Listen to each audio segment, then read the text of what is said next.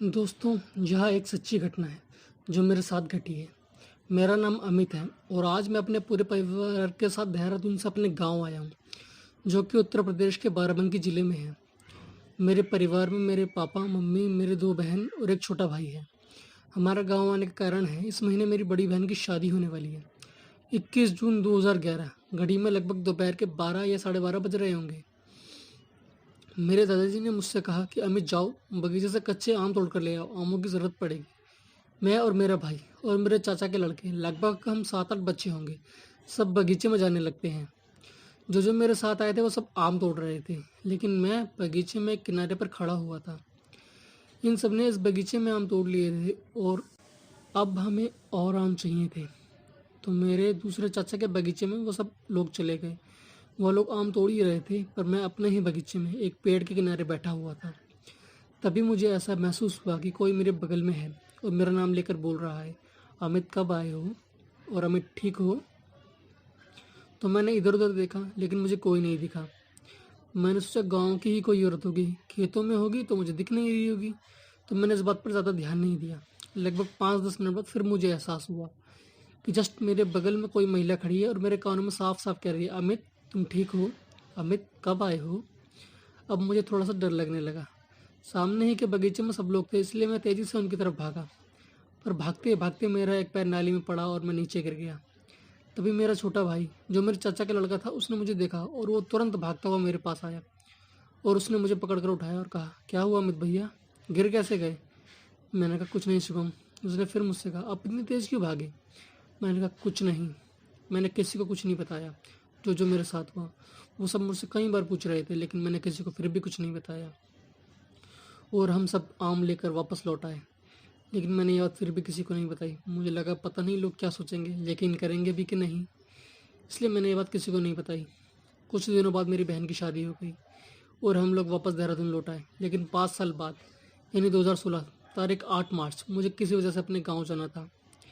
इस बार हमारे घर से कोई और नहीं आया था, सिर्फ मैं आया था और मेरे चाचा के कुछ लड़के वहाँ पर पहले से रह रहे थे। अब मैं शाम को घूमते घूमते अपने खेत खलिहान देखने गया। तकरीबन शाम के 7:30 बज रहे होंगे। तभी मुझे उस खेत में फिर आवाज़ आई, कहा, अमित भैया कैसे हो, कब आए। मैंने इधर उधर नजर दौड़ाई, लेकिन मुझे कोई नहीं दिखा। मैंने सोचा मेरा वहम होगा, पर यही आवाज़ मुझे फिर आने लगी। मैं भागा। मेरा भाई शामू भागकर मेरे पास आया। उसने कहा, भैया क्या हुआ। पर मैंने उसे सवाल करते हुए कहा, अभी मुझे कौन आवाज़ मार रहा था, कोई आया है क्या। शाम मेरी बात का जवाब देते हुए बोलता है, नहीं भैया, यहाँ तो कोई नहीं आया, यहाँ तो सिर्फ आप हैं और मैं हूँ। तब मैंने उसे कहा, अच्छा चलो फिर। मेरे भाई ने देखा कि मैं शायद डरा हूँ, इसलिए उसने मुझसे पूछा, भैया क्या हुआ बताओ ना। मैंने कहा, कुछ नहीं हुआ भाई, चलो अब। और हम दोनों वापस घर आ गए। यह बात भी मैंने किसी को नहीं बताई, लेकिन मुझे ऐसा लग रहा था कि यह आवाज़ तो जानी पहचानी है, पर यह किसकी आवाज़ है। मैं इस उधड़बुन में सो गया। लेकिन जब मैं अगले दिन सुबह जगा तो मैंने ये सारी बात अपने दादाजी को बताई। पूछा, दादा कल रात खेतों में मुझे कोई आवाज़ दे रहा था, तो वह कौन है। मेरे दादाजी ने मुझे बिल्कुल शांति स्वर में कहा, कुछ नहीं है, यह तुम्हारी बड़े वाली बुआ है और यह तुम्हें कुछ नहीं करेंगी। वो तुम्हें बहुत प्यार करती थी, इस वजह से तुम्हें उनकी आवाज़ आती है। मैंने अपने दादाजी से कहा, बड़ी वाली बुआ को मरे हुए तो काफ़ी टाइम हो गया, वो कैसे आवाज़ मारेंगी। दादाजी ने समझाते हुए कहा, कुछ लोग मरने के बाद भी अपने लोगों को भूल नहीं पाते। हम सब लोग तो रोज़ यहीं रहते हैं, तुम कभी कभी आते हो, इसलिए तुमको ऐसा महसूस होता है कि उन्होंने तुम्हें आवाज़ मारी। वह कुछ नहीं करेंगी। लेकिन दादाजी की बात सुनकर मैं काफ़ी डर गया। लेकिन इस कहानी में एक अगला अध्याय और भी है। उस घटना के बाद मैं वापस देहरादून आ गया। हम लोग अपने गांव जाते तो थे, लेकिन कभी कभी 2 साल 3 साल में। अब वह दिन भी आ गया जब हम लोग फिर से एक बार गांव जा रहे थे। अप्रैल 2021 का महीना था।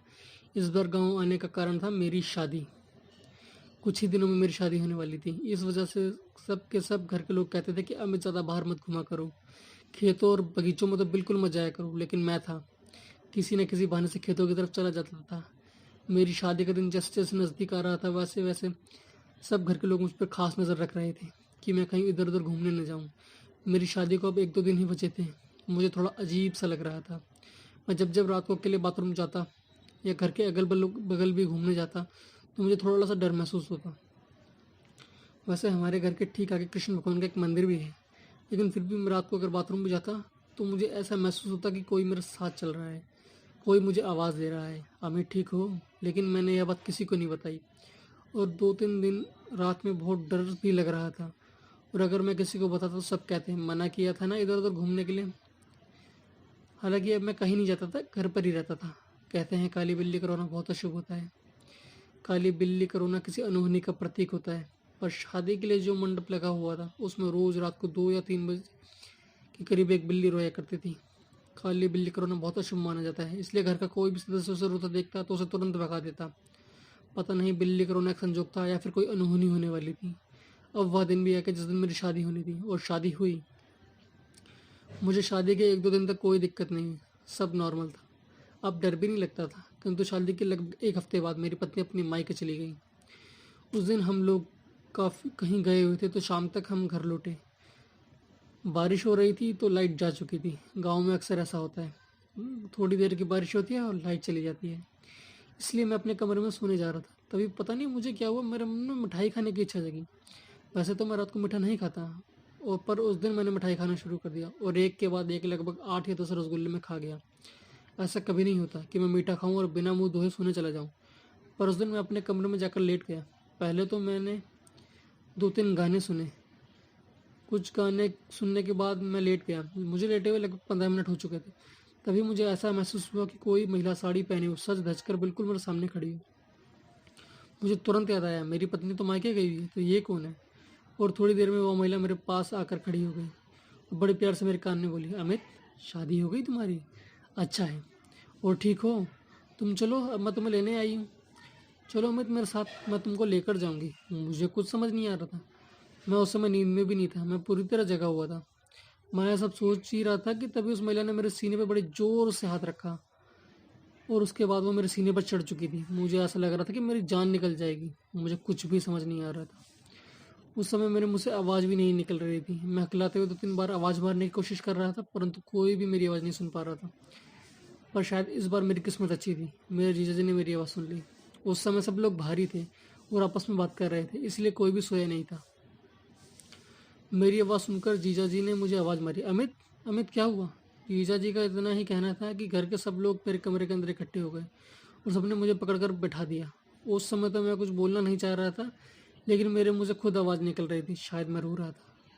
मैं अपने पापा को कहा, भैया मुझे नहीं बुलाया, तुमने मुझे नहीं बुलाया भैया, तुमने मुझे नहीं बुलाया, मुझे मेरा हक नहीं मिला भैया, मैं अपना हक लूँगी और मैं अमित को लेकर जाऊँगी, चाहे कुछ भी हो जाए भैया, अमित मेरे साथ चलेगा। तभी मुझे ऐसा महसूस हो रहा था कि घर के बाहर बहुत सारे लोग खड़े हैं और सब मुझे बुला रहे हैं, अमित चलो यहाँ से, अब तुम्हारा यहाँ कोई नहीं है। वह महिला मेरे सर के पीछे खड़ी थी और मुस्कुरा रही थी।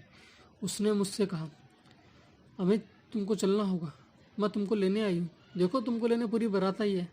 मेरे घर वाले सब परेशान हो रहे थे, परंतु मुझे उस औरत की आवाज़ जानी पहचानी लग रही थी, क्योंकि यह वही आवाज़ थी जो मुझे हर बार आती थी।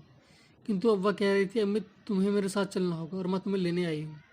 तभी तभी मेरे घर वालों ने पास के एक व्यक्ति को बुलाया जो थोड़ा भूत प्रेतों में ज़्यादा रुचि रखता था। उन्होंने कहा यह एक औरत की आत्मा थी, लेकिन अब वो नहीं है, वो जा चुकी है। वह व्यक्ति इतना बोलकर वहीं खड़ा था, परंतु मैं उस महिला को अभी भी अपनी आंखों से साफ साफ देख रहा था। वह महिला लाल साड़ी में मेरे पीछे खड़ी हुई थी और मुस्कुरा रही थी और उसके साथ सैकड़ों संख्या में लोग बाहर खड़े थे जो मेरा नाम लेकर कह रहे थे, अमित चलो यहाँ से। परंतु उस व्यक्ति को वो सब पता नहीं क्यों नहीं दिखाई दे रहा था। यह सब मेरे साथ सारी रात चलता रहा। मैं, मेरे सभी घर वाले पूरी रात जागे।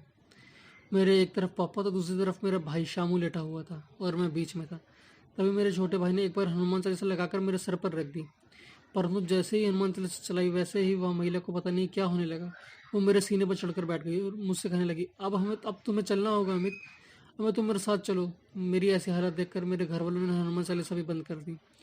तब जाकर वो महिला मेरे ऊपर से नीचे उतरी। यह सब मेरे साथ पूरी रात होता रहा, लेकिन लगभग सुबह के 4 या 4:30 बजे मुझे एहसास हुआ कि ऐसा कुछ भी नहीं है और वो महिला उसके साथ के लोग गायब हो चुके हैं और मुझे सब नॉर्मल सा लग रहा है। और उसके बाद मुझे नींद भी आ गई और मैं सुबह 8 बजे तक सोया। फिर अगले दिन मेरे पापा और मेरे जीजा मुझे किसी बाबा के पास लेकर कर गए। उन्होंने बताया कोई अपने ही घर का है जिसे उसका हक नहीं मिला। उन्होंने एक ताबीज़ मेरे को दी और कहा सतर्क रहना। बाकी उस दिन से मुझे वो महिला आज तक फिर कभी नहीं दिखी और ना ही उसकी आवाज़ सुनाई दी। और इस घटना के 15 दिन बाद हम वापस देहरादून आ गए और